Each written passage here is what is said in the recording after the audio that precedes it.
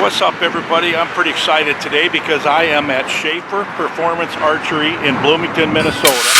And the reason I'm here is because I'm about to have my new V3 set up by John Schaffer himself. Now, John Schaffer is the inventor of a rest that's really cool, and I've been fascinated by it for some time. And so I brought my bow down here, and he's also got a sight that's removable.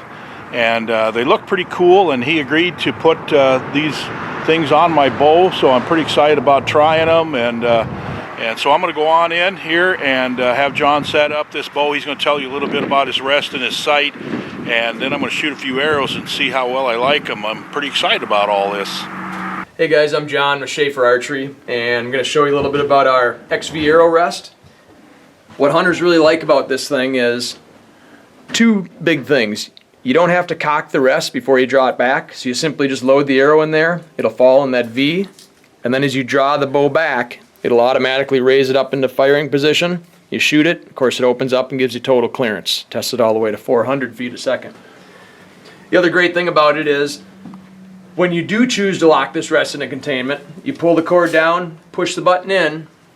Now that arrow is contained and held better than any rest on the market. So it's not only going to fall out of the bow, it won't fall out of the bow, but it'll hold it securely. There's no rattling around at all. It's the only rest on the market that does that. Great for spot and stock hunters. Great for spot and stock. Perfect for that.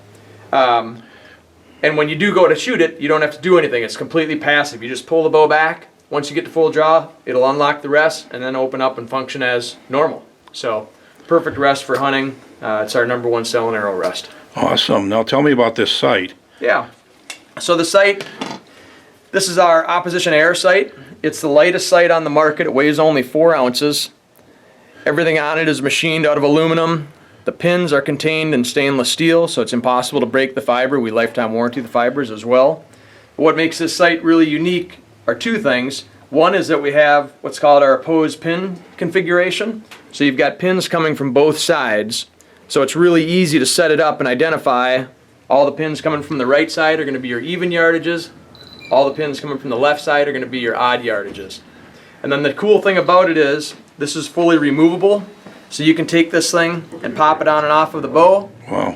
It'll go right back to the same spot. So if you're traveling with it, need some space in your case, or want to protect it on a horse or a four-wheeler, or have a second sight set up for different weight arrows or different broadheads, it's really easy to interchange the sights and it'll zero in every time. Do that again once. That was really cool. You just click it on and off like this. That's pretty neat. 100% And it's repeatable. solid as could be, too. It won't rattle or anything. Absolutely. Cool. All right, thanks, John. Let's get my bow set up. I'm Sounds looking good. forward Let's to get to trying it. this.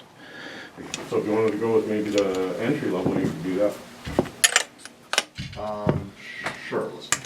So one of the things we do with this arrow rest, we make specific plates for different bows. In this case, of course, on a Mathews bow, we're using our what's called our M3 plate. So as I tighten this bolt down, you'll notice that it's pulling the rest into the back of the bow. So this also, if you ever have to take the rest off for servicing, you can take this on and off as many times as you want. It'll zero into the exact same spot. So as I tighten down this countersunk bolt, it's drawing the rest in tight, so even before it's tightened, it's impossible for this rest to move up and down. It's locked in, matched up to this riser. 5714.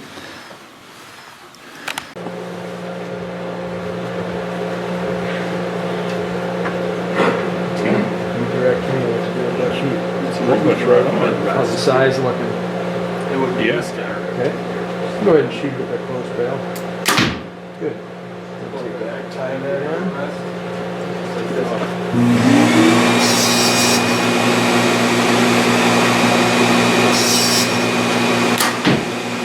X.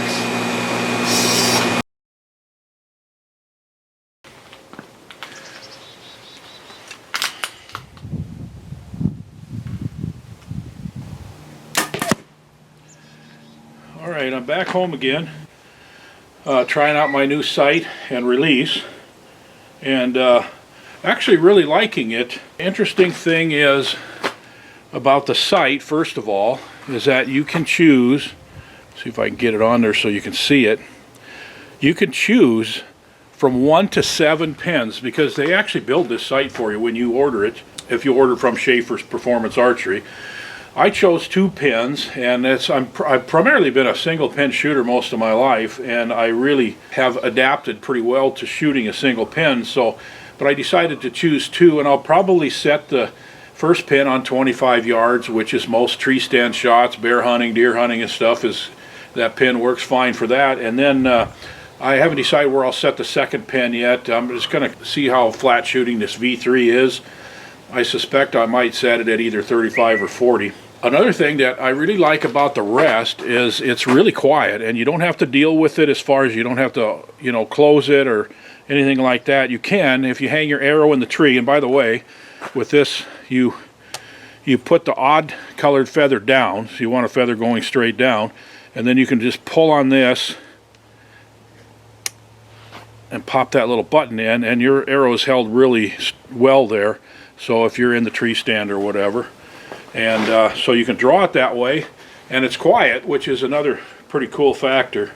That even when it's closed like this, it's very quiet drawing. So overall, I'm really impressed with both the sight and the rest, and been out here shooting and really like it. So I'll keep you up to date here over my tags are all full, so here it is, December, and unfortunately I'm not going to be able to hunt probably till a spring bear hunt. But I'll keep you posted on how I like this and how it's performing, and it's very unique. So we'll just keep you in the loop as time goes on, as I use this for the 2021 season.